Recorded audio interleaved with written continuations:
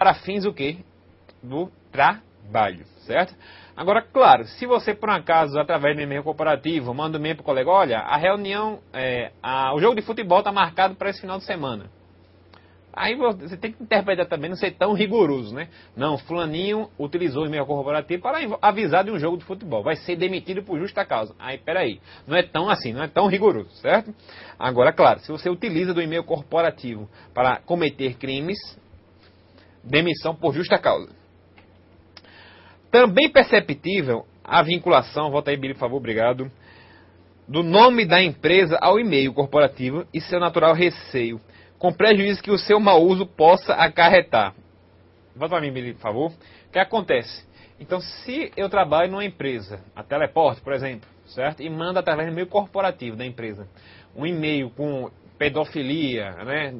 Marcando encontro para brigar, alguma coisa desse tipo. Então, o nome da empresa também está em jogo. Então, mais um motivo, por exemplo, para dar aqui demissão por justa causa. Então, existe até alguns casos conhecidos de ex-funcionário de um banco, por exemplo, que utilizou o e-mail corporativo do banco para emitir, no caso, mandar mensagem com pedofilia, com pornografia infantil. Foi demitido. Detalhe, ele utilizou o e-mail, se eu não estiver enganado, foi e-mail particular. Foi e-mail particular. Ele foi demitido por justa causa, né? Então, a empresa estava alegando que foi justa causa e os advogados dizem, não, sério, não pode ser justa causa. Peraí, o e-mail que ele estava entrando era o particular, certo? Aí ficou aquela briga na justiça, que era particular, se poderia ser violado, que a empresa violou para poder demitir, né? Violou o e-mail, descobriu e demitiu, se poderia ou não violar, e aquela guerra danada. Então, na dúvida, pessoal, quando vocês forem trabalhar na empresa, só utilizem o e-mail corporativo, certo? Que está no nome da empresa para fins do trabalho, certo? Particular, aí você utiliza para outros fins. Claro, desde que não sejam ilícitos. Deixa eu ver aqui, vamos continuando.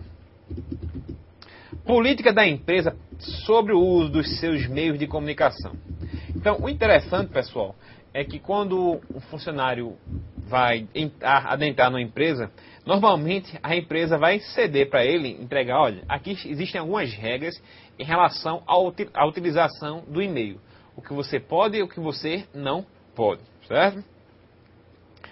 Paulo César Mazieiro sugere que as empresas devem ter um documento interno que defina claramente as políticas da empresa sobre esse assunto. Dentre as recomendações do tal documento, destacamos as seguintes. Deixar claro que os arquivos e mensagens dos empregados podem ser revisados a qualquer momento, sem aviso prévio. Então, repetindo, deixar claro que os arquivos e mensagens dos empregados podem ser revisados a qualquer momento, sem aviso prévio. Então, detalhe, ele só não disse aqui se esse arquivo refere-se ao e-mail corporativo, mas entendemos que sim, certo? Se é e-mail corporativo, pode ser vasculhado, sem avisar. Que os funcionários não devem esperar que qualquer conteúdo que eles criem, armazenem, enviem ou recebam em seus computadores na empresa sejam privados. Então, até aquela questão, pessoal, que eu coloquei na primeira atividade para vocês. Se eu sou um funcionário autônomo, desenvolvo um software em minha residência. E aí, eu vou ter ou não direito autoral em relação àquele software? Então, a maioria acertou. Vou ter sim, o direito autoral vai ser meu. O direito patrimonial, o direito moral, certo? Vai ser meu. Por quê? Não desenvolvi na empresa, não utilizei computadores da empresa, não utilizei programas da empresa, nada. Foi tudo feito de forma autônoma, certo? Então, que os funcionários não devem esperar que qualquer conteúdo que eles criem, armazenem, enviem ou recebam em seus computadores na empresa sejam privados. Então, pertence à empresa, ok? Continuando, deixar claro que os computadores que os empregados usam pertencem à empresa e só devem ser usados para propósitos profissionais. Então isso aqui é outra discussão também, pessoal.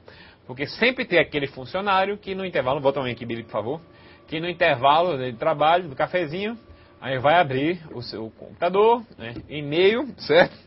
E vai mandar piada pro colega, vai mandar vídeos, né? Acesso a YouTube. Então, a maioria das empresas já bloqueiam o acesso a determinados sites, certo? Então, teoricamente, não pode, tá? Política da empresa sobre o uso de seus meios de comunicação.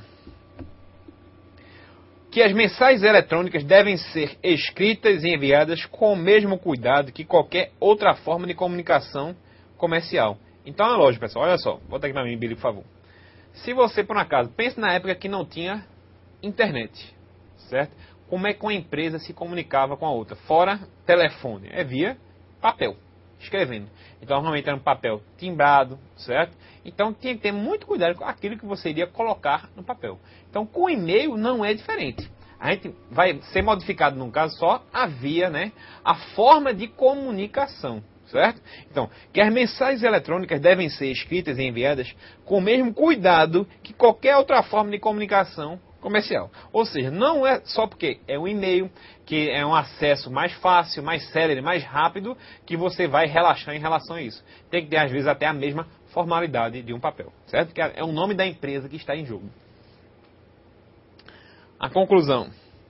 O correio eletrônico particular, quando utilizado com provedor próprio, é protegido pelo direito à privacidade. Artigo 5º, inciso 12 da Constituição Federal. E pelo sigilo de comunicações, artigo 5º, inciso 10 da Constituição Federal. Sendo defeso, o que é isso? Sendo proibido o seu monitoramento. Então, correio particular, certo? É o e-mail do Yahoo, não é o e-mail da Teleport, por exemplo, certo? Não é o e-mail corporativo. Continuando a conclusão da autora Carolina Chaves.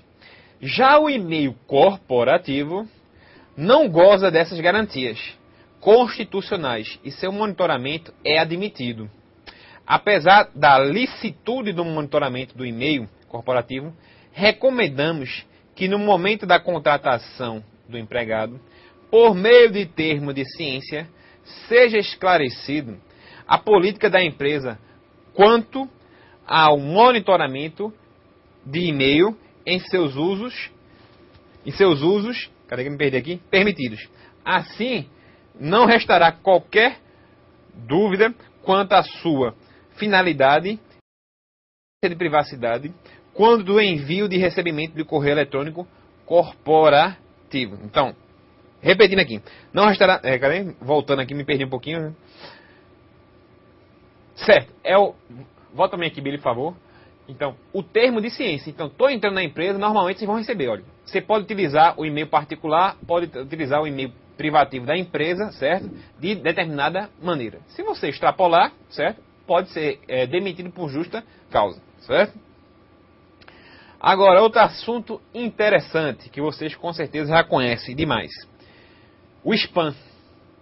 Então, vamos fazer uma relação entre o spam e a ética. Qual é o relacionamento entre os dois? Primeiro, a gente tem que saber o que é spam. Ética, a gente já tem uma noção. O que é spam? Então, a figura aí já diz um pouquinho do que se trata, né? É o e-mail que a gente recebe. Agora, o que é que tem nesse e-mail? Qual é o conteúdo do e-mail? Propaganda, certo? Spam é o correio eletrônico não solicitado, detalhe, você não solicita normalmente, ou não desejado, encaminhado a um grande número de usuários, com o objetivo de divulgar promoções comerciais ou a proposição das mais diversas ideias. Certo, pessoal? Então, o que acontece? Bota também, Billy, por favor. O spam é aquele e-mail que a gente não solicita e recebemos. Onde o conteúdo é o quê? Propaganda. Então, a maioria das pessoas, quando recebem o spam, já faz o quê? Deletar. Agora, a gente vai seguir aqui, e tem uma coisa interessante para a gente comunicar. Sim, qual o conteúdo do spam? Já sabe, propaganda. Geralmente, as mensagens de spam veiculam publicidade ofertadas por assistência financeira ou para convidar o usuário a visitar determinada página na homepage, por aí vai. Então eu, por exemplo, eu não tenho Facebook, certo? Mas todo dia eu recebo um spam de alguém que às vezes eu nem conheço, convidando para fazer parte do Facebook, certo? Então é uma divulgação, um tipo de divulgação É. E qual é a grande diferença dessa divulgação, certo? Para há 15 anos atrás, onde as empresas não tinham muito acesso, não tinham ainda acesso à internet, como era feito a propaganda, certo? Então, via papel, via carta. Então, me lembro, morar no interior, chegava a empresa lá, uma propaganda da empresa, solicitando perguntando se queria determinado cartão